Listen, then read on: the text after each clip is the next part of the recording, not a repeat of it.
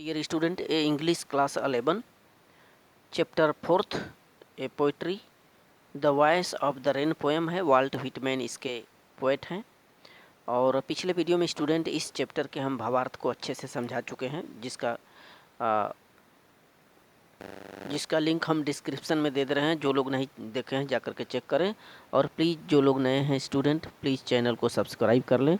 इस वीडियो में हम लोग इसके सेंट्रल आइडिया को देखते हैं, जो कि काफ़ी इंपॉर्टेंट पोएम है, the voice of the rain. Yes, देखें, the poem the voice of the rain is composed by Walt Whitman. तो यह जो कविता है यह वाल्ट व्हिटमैन कवि के द्वारा ये लिखी गई है। This is conversation between rain and the poet. तो यह जो कविता है इसमें किसके बीच में वार्तालाप हो रहा है, कन्वर्सेशन हो रहा है। ये वर्षा के बीच और कवि के बीच, दोनों के बीच में वार्तालाप चलता हुआ यहाँ पर। और first the poet ask to the slowly falling rain that who are you. सबसे पहले जो कवि है वो गिरती हुई वर्षा से पूछता है, ask to the slowly falling rain. तो आहिस्ता आहिस्ता गिरते हुए धरती पर उन बूंदों से, वर्षा से पूछ पड़ता है कि हु आर यू, तुम कौन हो। कवि पूछता है वर्षा से। The voice of the rain answered that I am poem of the earth.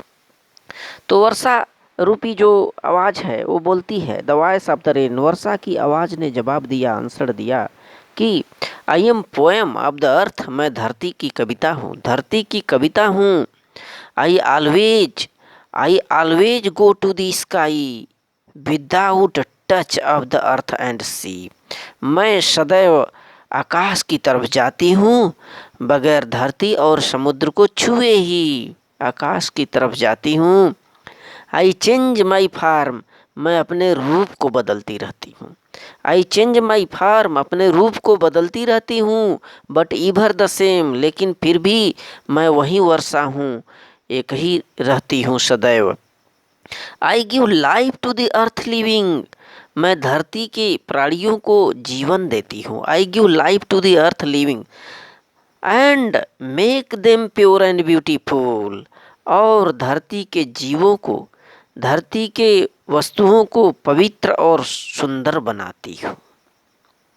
In the last the poet compares his heart song like the rain cycle.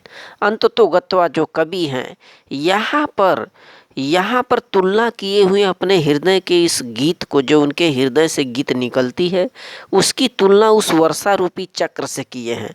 जिस प्रकार से ये जो वर्षा होती है, वर्षा की बूंदें धरती पर आती हैं और धरती के जीवों में एक पावर देती है, शक्ति प्रदान करती है, फिर वाष्पीकृत होती है, बादल बनता है, फिर वर्षा होती है, चक्र चलता है। उसी तरह से यह जो गीत होता है, कवि के हृदय से निकला हुआ गीत लोगों तक पहुंचता है और लोगों से फिर वह उपहार स्वरूप, कृपा स्वरूप उस कवि को वापस आ जाता है। तो यहाँ पर तुलना किए हुए हैं स्टूडेंट।